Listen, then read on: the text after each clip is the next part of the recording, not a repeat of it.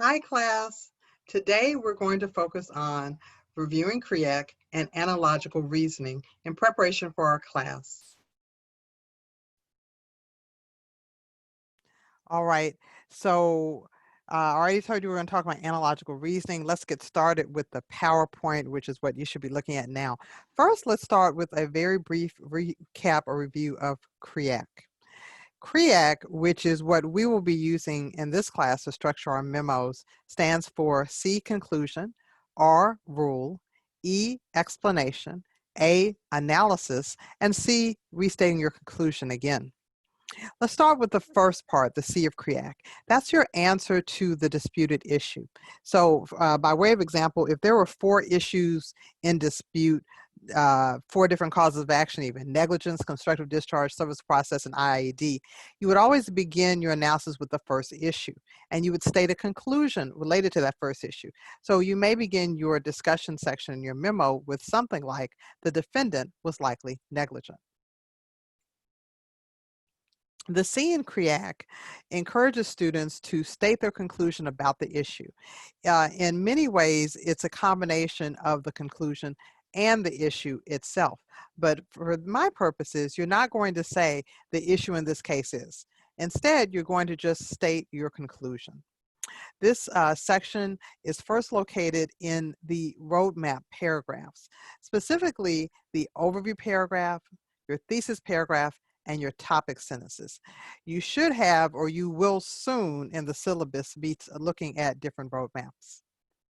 The R of CREAC stands for rule. What's the law involved that's going to resolve your issue? Can you identify the elements? You would identify the elements in the overview paragraph. What about the factors? Remember, elements are requirements to see if a cause of action is satisfied. Factors are flexible considerations. Your factors would belong in your thesis paragraph. There may be a need to make a synthesized rule if you are taking a rule from multiple sources. We'll talk about rule synthesis a little bit later. Right now, I just want you to remember that the R is for rule. In terms of the rule section, oftentimes you'll see it combined with the conclusion. So when we look at a objective memorandum, frequently we will see the C and the R in one paragraph.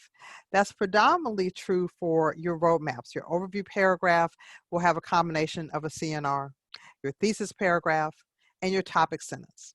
Now, don't worry if you feel like this is getting too much. We have a whole separate section where we're going to go over sample memos, and I'm going to point it all out to you. Now, many people, when they think of the rule, they think just case law. Cases are important, but they're not necessarily part of the rule. When we talk about the rule for CREAC purposes, for the R, we're talking about just rules of law without going to the specific details of the cases or precedent. We're going to talk about the specific details of precedent in the rule explanation. When you think about talking about cases and details, think of a case as just an example of how the law has applied in the past. In other words, it's an illustration. It's very helpful because it helps the reader really understand what the law is in context. That leads us to the E of CREAC, rule explanation. This is where we go specifically into precedent cases. So previously, let's say in our initial roadmap paragraph, the overview, we may be talking about an overview of the law. What are the elements for the cause of action? In the thesis paragraph, generally we're talking about here are the factors the court considers. In the rule explanation, we're letting the reader know where that rule came from. So it's an example. So we'll say something like, in the Smith case, and basically it's your opportunity to give the facts, the holding, and the reasoning of precedent in that order. This will help the reader actually believe that the rule is what you say it is. In legal writing and in the law in general, attorneys are very skeptical. It's not enough for you to say the sky is blue. You have to actually validate or support your statement or conclusion. This will allow you to do that. So this helps you educate the reader, which is going to later help you support your analysis. It's also true that looking at a general rule of law in the abstract isn't particularly helpful if you don't know how that rule has been applied to precedent.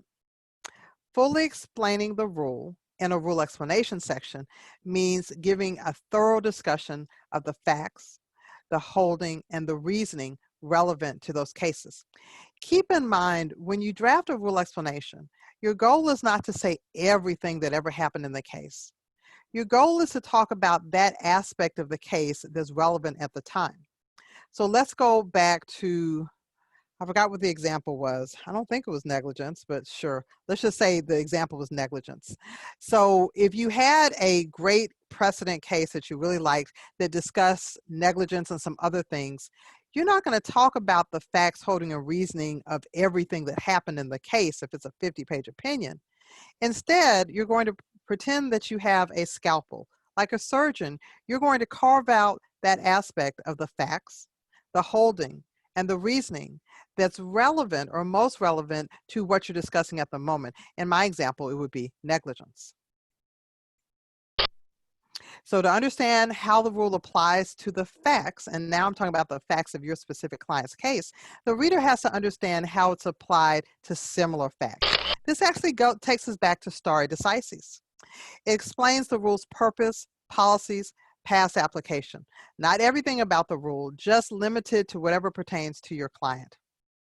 So whenever you describe precedent, you need to identify all of the facts necessary to the court's decision in a way that tells the story, the holding, and the reasoning. It is very frustrating when students just start with the holding and there's no context. Instead, you want to tell it in a very logical way. A bare bones holding is really insufficient because it lacks the essential facts you're going to need later for your analysis. Part of what we're trying to build up to in terms of analysis will be case comparisons. Think about it. You can't really do a sufficient case comparison if you never go through the facts of precedent.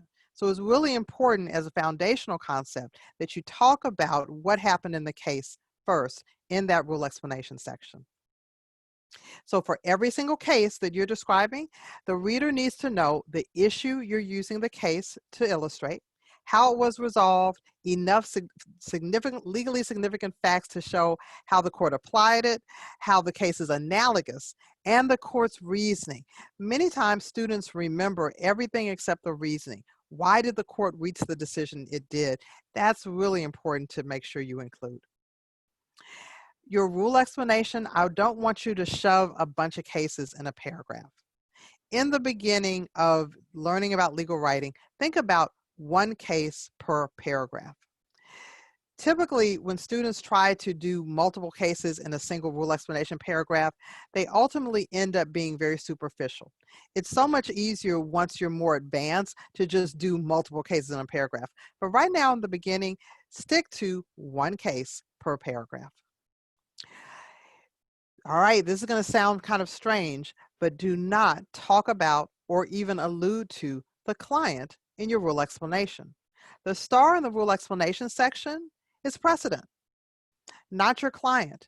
This is your opportunity to show how the law has applied to the facts of the case in precedent.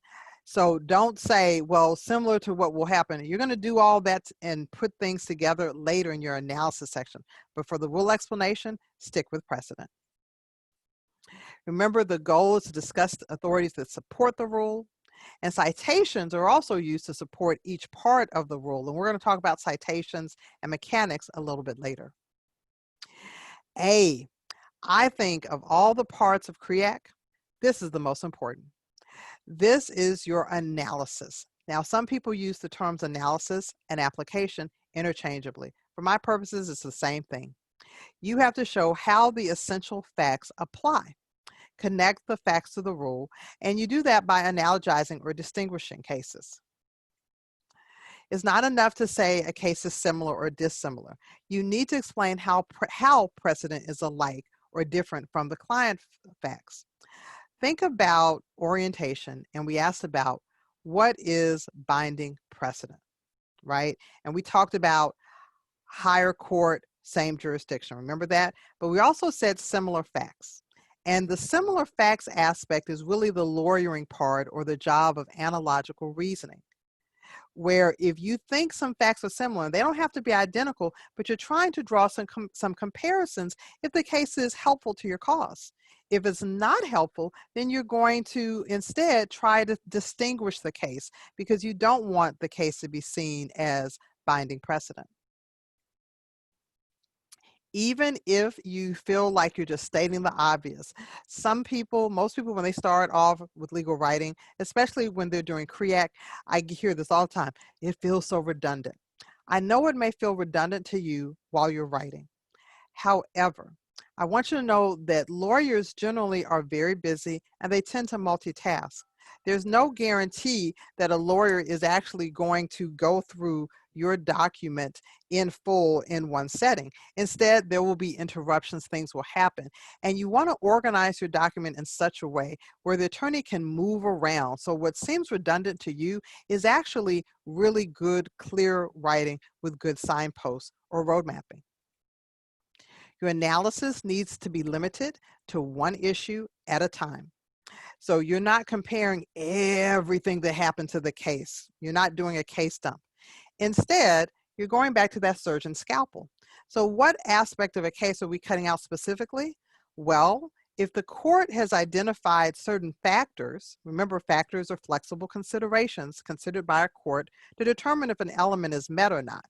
All cases and all problems don't have a factors analysis. But for our purposes, let's talk about the factors. If you have a situation where the court considers factors, that's a good place to start. So your analysis, instead of talking about everything that happened in a negligence case, it will talk about one specific factor and try to make some analogies as it relates to that one factor. You need to compare and contrast relevant facts that are about the precise issue you're addressing at the time. So don't just case dump and say, well, this case is like that one. Be more focused about what you're trying to compare and be ready to articulate how and why cases are similar or different. And finally, we have our conclusion where we restate our conclusion. Usually a sentence is just enough so you can dovetail into your next section. Now, I know that seemed like a lot, but the more I keep repeating CREAC, the better it will be. And once you get an opportunity to do it for yourselves, hopefully it will all click. All right, let's talk about the main event today, legal analysis.